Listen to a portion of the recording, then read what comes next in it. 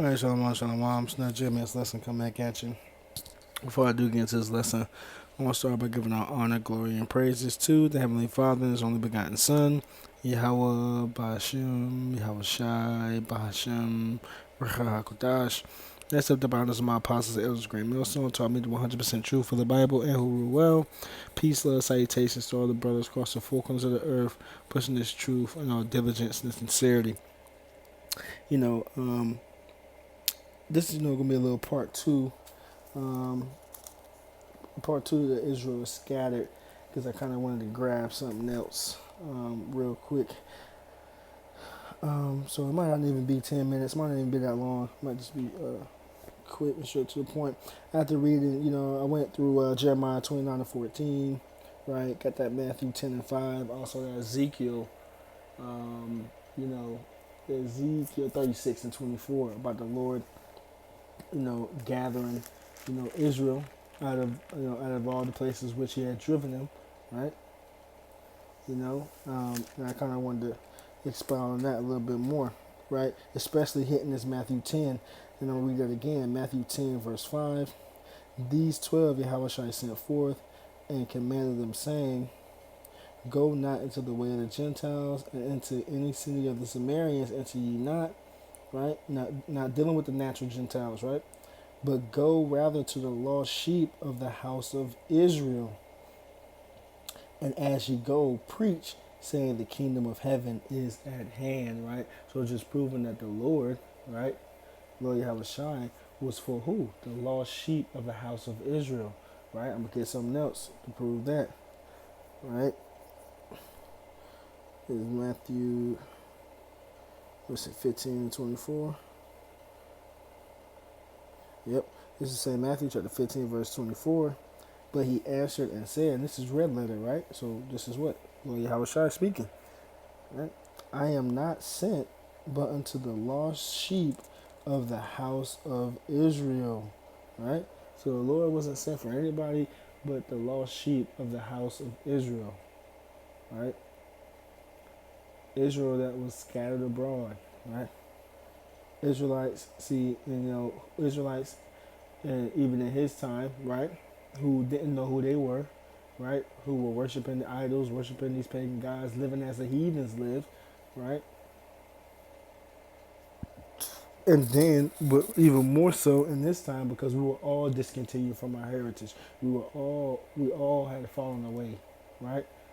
That's what the Lord said. He was going to discontinue us from our heritage. Let me get that.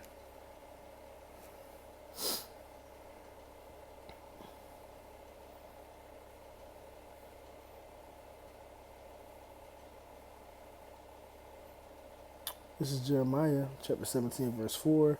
Even thyself shalt discontinue from thine heritage that I have gave thee, and I will cause thee to serve thine enemies in a land which thou knowest not. And that's exactly. For ye have kindled a fire in my anger, which shall burn forever. Right? So that's what. And that's exactly what happened. We were discontinued from our heritage, especially, right, in these times, right? Because what? This is the first captivity that we served where we didn't know who we were, right? When we came over here in these cargo slave ships, right? When this devil touched down over here in the late 1400s, committed mass genocide to the so-called natives and Hispanic tribes, so-called Hispanic tribes, right? This devil stripped us, of our nationality and gave us and conquered us and gave us labels that he saw fit, right? So when the Lord said, so now that it means a lot more even now, because we are all lost sheep of the house of Israel, man, right? Because we're all living after the ways of the heathen, man. So now we can now with that, right? We can go to the book of Matthew, right back in it, chapter 24, right, verse 31. So we got that same Matthew 10:5, right, and then that same Matthew 15:24, showing you that the Lord was coming for the lost sheep of the house of Israel, right? Now fast forward to His return, right? Because it all ties in. This is saying Matthew 24 and 31. I'm going to start at 30. And it reads, "And then shall appear the sign of the Son of Man in heaven, and then shall all the tribes of the earth mourn, and they shall see the Son of Man coming in the clouds of heaven with power and great glory." Right? The Lord is going to come, crack the skies with that angelic host, right? With that angelic army, with the angels of heaven and the chariots, with the word ignorantly calls UFOs. He's going to come back in his glory, man. Right? He's not coming to meet thee as a man, right? Like he did as Lord Yahushua when he was on the scene, right? But he's coming in his glory, right? He's coming back to conquer, right? It reads verse 31, "And he shall send his angels with a great sound of a trumpet, and they shall gather together his elect from the four winds, from one end of heaven to the other." And those chariots are going to be beaming people up, are going to be saving people, because the Lord is going to be destroying this place, right? But simultaneously saving and delivering the elect, right? From one end of the heaven to the other. So wherever Israel is scattered, that's where they're going to be delivered, right? And as we already read, Israel is scattered amongst, the four corners of the earth, man, right? So that cuts that flee doctrine too. You don't have to leave where you at to be saved and delivered. You have to trust and hope and have faith that the Lord is going to deliver you right where you at, man. Right? So now let's back something up real quick on who the elect is, right? This is Isaiah 45 and 3.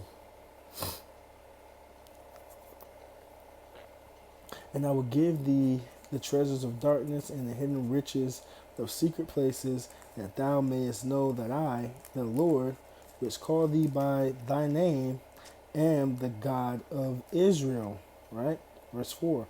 "For Jacob my servant's sake, and Israel mine elect, I have called thee by thy name, I have surnamed thee, though thou hast not known me." Right? So the Lord the Lord has chosen us to be a special people unto himself. The Lord has made Israel his elect. Israel is his elect, right?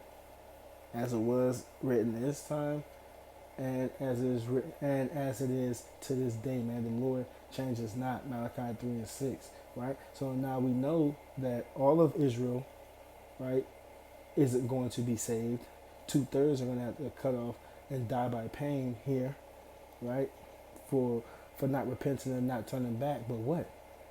That remnant, there's a remnant left. That 1/3, the 144,000 men who give up their body as a living sacrifice, along with the men, women, and children who sincerely believe. And that 1/3 remnant makes up the elect. The elect is still Israel. It don't never change. No universalism, no replacement theology where the heathens are now us and we are cast away or thrown out or everybody's called into one. No. The Lord's chosen people is still in effect. It is still Israel. It will always be Israel, because even the 2/3, after they die a horrible and gruesome death, they still gonna be born into the kingdom of heaven through the ones of the elect. They still gonna get the kingdom, right? They just won't get saved and delivered on their side, right? So I just wanted to grab that real quick. Lord willing, that was edifying. Trying to see if I wanted anything else. Just proving that when the Lord comes back, when he was on the scene, right, he was coming for the lost sheep of the house of Israel, right, and when he returns, it's for Israel, right, and he's going to gather his elect. He's going to gather us from which we were scattered, right. Just backing that up, like we read in